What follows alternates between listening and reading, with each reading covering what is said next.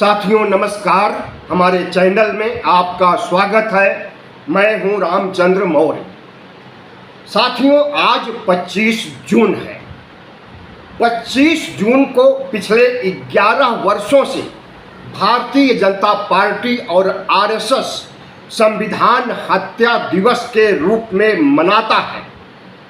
25 जून 1975 को इंदिरा गांधी ने इस देश में इमरजेंसी लगाई थी और वह इमरजेंसी लगाए हुए आज 50 साल पूरे हो गए।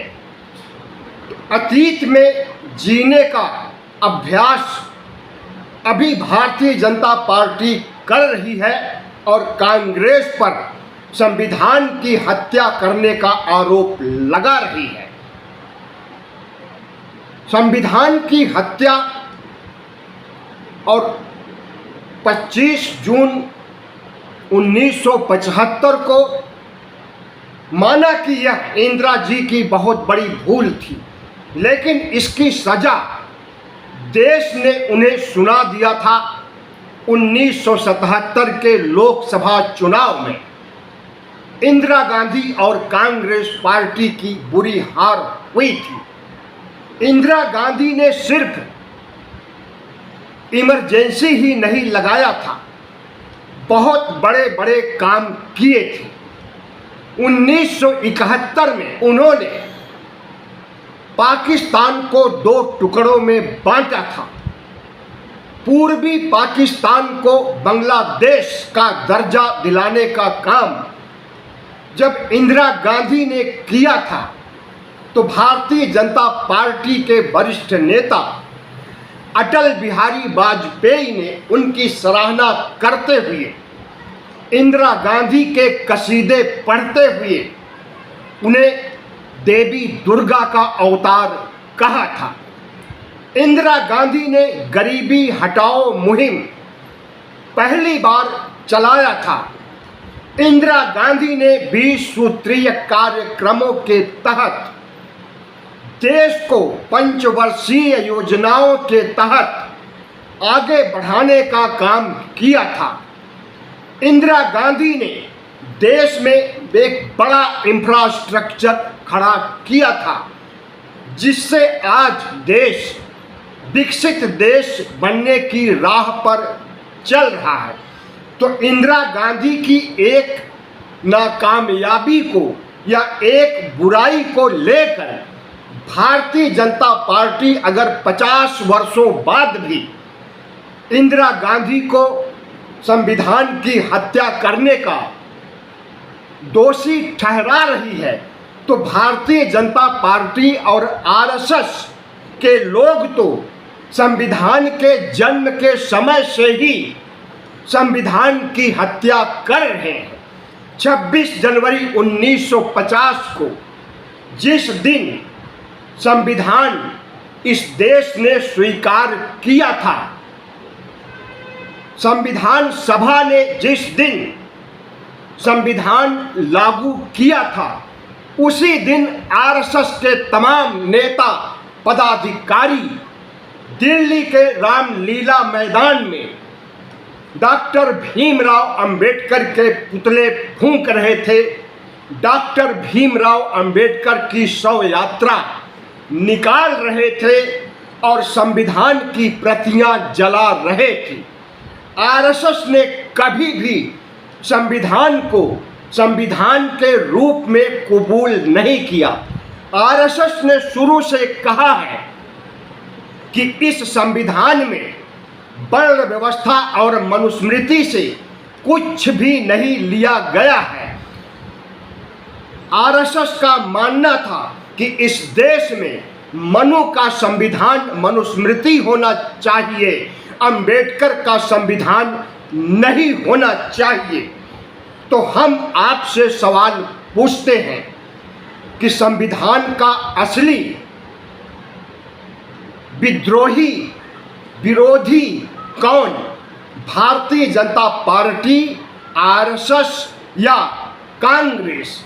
कांग्रेस ने तो संविधान लागू होने के बाद 75 वर्षों तक संविधान की रक्षा किया था, सिवाय इमरजेंसी के अपवाद को छोड़ करके।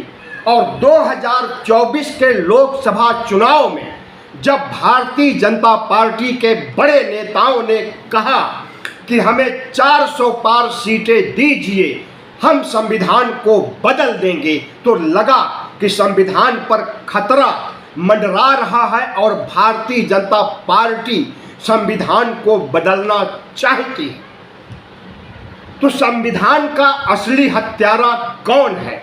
जो संविधान को खत्म करना चाहता है, जो संविधान की जगह मनुस्मृति को लागू करना चाहता है, जो धर्मनिरपेक्ष भारत की जगह हिंदू राष्ट्र बनाना चाहता है, वह संविधान का विरोधी है, या फिर राहुल गांधी संविधान के विरोधी हैं, जो कि संविधान बचाने की मुहिम लोकसभा चुनाव से इतना तेज कर दिए हैं कि नरेंद्र मोदी और मोहन भागवत के माथे पर बल आ चुका है।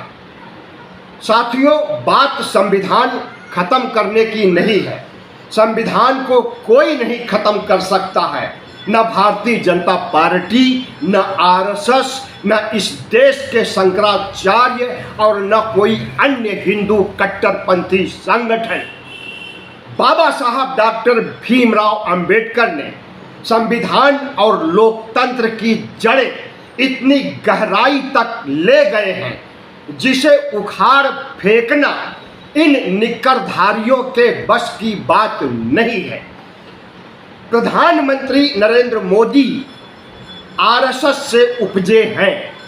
2014 में जब वह पहली बार लोकसभा चुनाव जीत करके प्रधानमंत्री बने थे, तो उन्होंने कहा था कि हम आरएसएस के प्रचारक, आरएसएस के स्वयंसेवक पहले हैं, प्रधानमंत्री बाद में।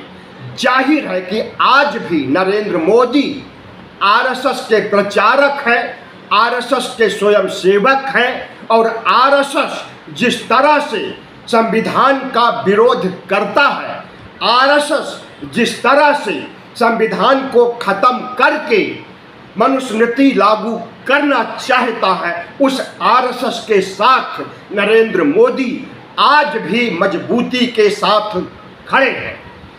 और अगर संविधान बचाने का मुहिम किसी ने छेड़ा है, तो वह राहुल गांधी हैं, जो कांग्रेस के नेहरू खानदान के एक वरिष्ठ नेता और इस देश के विपक्ष के नेता हैं। तो प्रधानमंत्री नरेंद्र मोदी, शाह, नड्डा, मोहन भागवत जैसे तमाम वरिष्ठ नेता आज ट्वीट करके देश को आगाह कर रहे हैं कि कांग्रेस पार्टी ने संविधान की हत्या किया है, इसके लिए उन्हें माफ नहीं करेगा देश। संविधान की हत्या करना लोकतंत्र के ऊपर काला धब्बा है। इस तरह से तमाम हेट स्पीच कांग्रेस के खिलाफ दी जा रही है। उस कांग्रेस के खिलाफ जिसने संविधान को बनाया, जिसने संविधान निर्माण की जिम्मेदारी बाबा साहब डॉक्टर भीमराव अंबेडकर को दिया, जिसने बाबा साहब को देश का पहला कानून मंत्री बनाया, जिसने बाबा साहब को चुनाव लड़ाया, उस कांग्रेस को संविधान का हत्यारा अगर भारतीय जनता पार्टी के नेता कह रहे हैं, तो देश इस पर विश्वास करने वाला नहीं है। देश किस पर विश्वास करेगा?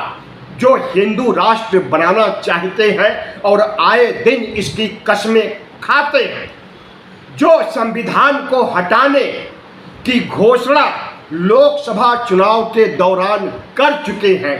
संविधान के असली हत्यारे वही हैं, और वह हत्यारे भारतीय जनता पार्टी के नेता और आरएसएस के स्वयंसेवक और पदाधिकारी हैं। हम कहते हैं कि पिछले 11 सालों से हर 25 जून को अगर भारतीय जनता पार्टी यह कहती है कि कांग्रेस ने संविधान की हत्या किया 25 जून 1975 को, लेकिन संविधान तो तब भी जिंदा था, 75 के बाद 77 में भी जिंदा था, 80 में और अब तक जिंदा है। इसका मतलब कि भारतीय जनता पार्टी और आरएसएस के लोग देश को गुमराह कर रहे हैं, और जो लोग यह कह रहे हैं कि संविधान की हत्या हो चुकी है वह सरासर झूठ बोल रहे हैं। देश उन पर विश्वास नहीं करेगा। सच्चाई तो यह है कि संविधान को खत्म करने की इच्छा शक्ति आरएसएस में है, बीजेपी में है, जिसका इजहार लोकसभा चुनाव के दौरान भारतीय जनता पार्टी के नेताओं ने कर दिया। और इसी वजह से प्रधानमंत्री नरेंद्र मोदी की पार्टी, जो कि 303 सीट लेकर के 2019 में जीती थी, उसे इस देश के संविधान बचाने वाले मतदाताओं ने 240 पर लाकर ढकेल दिया और लूली लंगड़ी सरकार बनी, बैसाखियों वाली सरकार बनी। नीतीश नायडू ने समर्थन नहीं दिया होता तो नरेंद्र मोदी तीसरी बार संविधान को गले लगाकर, संविधान को माथे लगाकर, संविधान के सामने साष्टांग पढ़कर तीसरी बार शपथ नहीं लेती।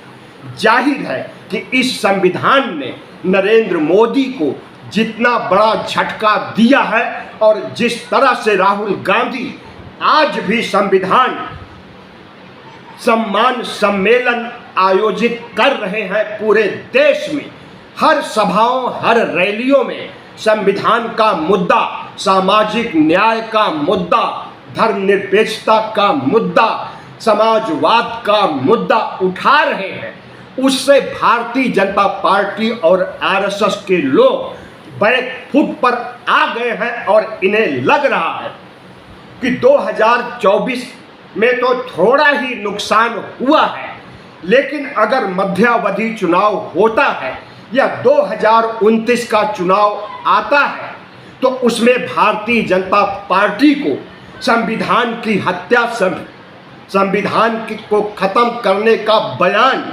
भारी पड़ेगा। और राहुल गांधी इस बात को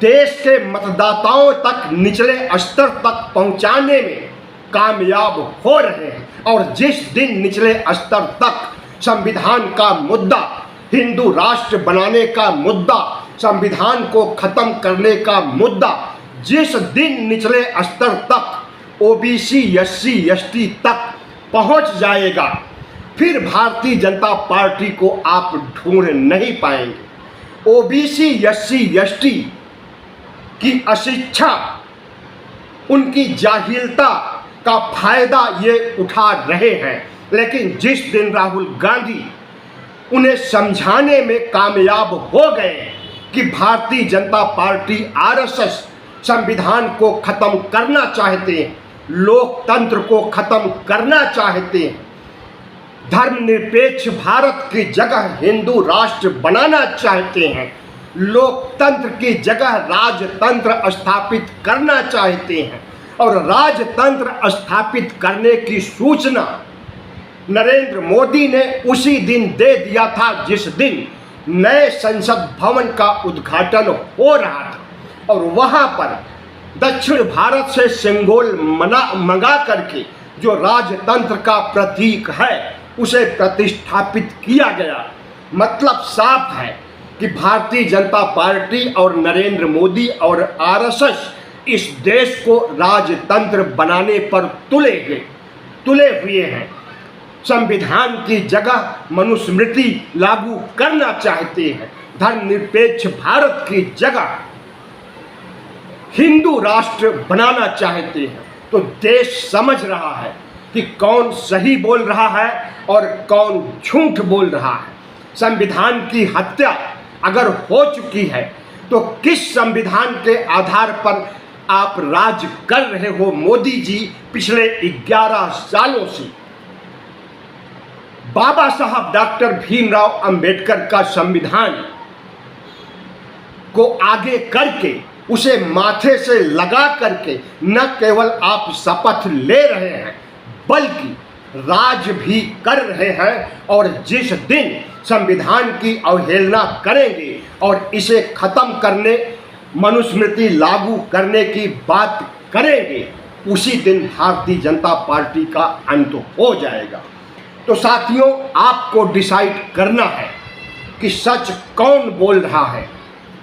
भारतीय जनता पार्टी बोल रही है जो कांग्रेस को संविधान का हत्यारा कह रही है, या कांग्रेस बोल रही है जो राहुल गांधी जन जन तक जा रहे हैं संविधान बचाने, ओबीसी जनगणना कराने, सामाजिक न्याय को आगे बढ़ाने की बात आगे कर रहे हैं और जन जन तक अपनी बात रख रहे हैं।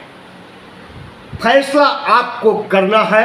अगर मोदी झूठ बोल रहे हैं, आरएसएस झूठ बोल रहा है, तो इन्हें सजा मिलनी चाहिए, इनके वोट पर चोट होना चाहिए और इन्हें सत्ता से उखाड़ कर बाहर कर देना चाहिए। वीडियो अच्छा लगा हो तो सब्सक्राइब कीजिएगा, लाइक कीजिएगा और शेयर कीजिएगा।